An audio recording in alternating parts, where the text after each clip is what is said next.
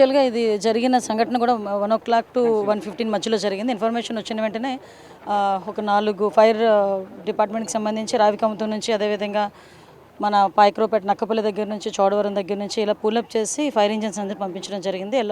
అందరినీ కూడా రెస్క్యూ చేయడానికి అలర్ట్ చేయడం జరిగింది. ఇది ప్రమాదవశాత్తు జరిగిన సంఘటన. యాక్చువల్గా వీళ్ళందరికీ కూడా మొత్తం లైసెన్స్ అయితే 26 వరకు కూడా లైసెన్స్ ఉంది. వీళ్ళు ఎప్పటి నుంచో అరౌండ్ 15 years 20 years నుంచి వర్క్ చేస్తున్నారు. అన్ఫార్చునేట్లీ ఇది జరిగిన సంఘటన. ఇది ఇమీడియట్గా గౌరవ ముఖ్యమంత్రి గారు మా అందరితో కూడా మాట్లాడడం, సహాయక చర్యలు అందరినీ కూడా పాల్పంచుకోమని ఎన్డీఏ కుటుంబ సభ్యులందరికీ కూడా ఇన్ఫార్మ్ చేయడం కూడా జరిగింది. అదేవిధంగా పవన్ కళ్యాణ్ గారు, డిప్యూటీ సీఎం గారు కూడా ఫోన్లో మాట్లాడి అందరూ కూడా విషయాలు ఏం జరిగినాయి అని అడగడం జరిగింది.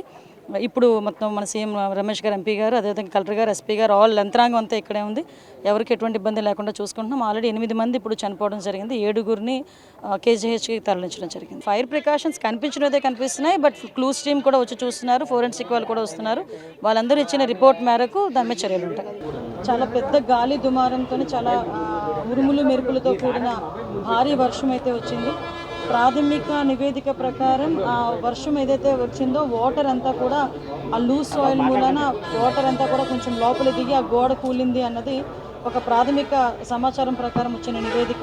ఇంకా కూలంకషంగా మా వాళ్ళందరూ కూడా ఒకసారి ఎంక్వైరీ చేస్తున్నారు.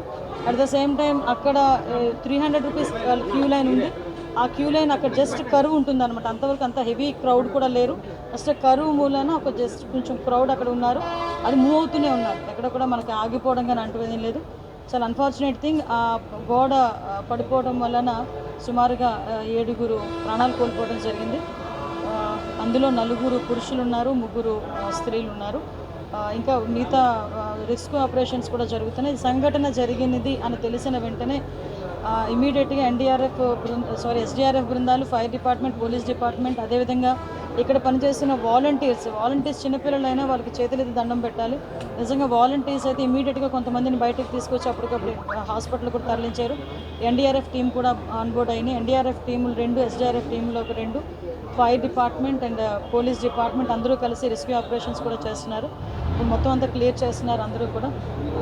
నిజంగా చనిపోయిన వాళ్ళ కుటుంబాలందరికీ కూడా ప్రగాఢమైన సంతాపం తెలియజేసుకుంటున్నాం.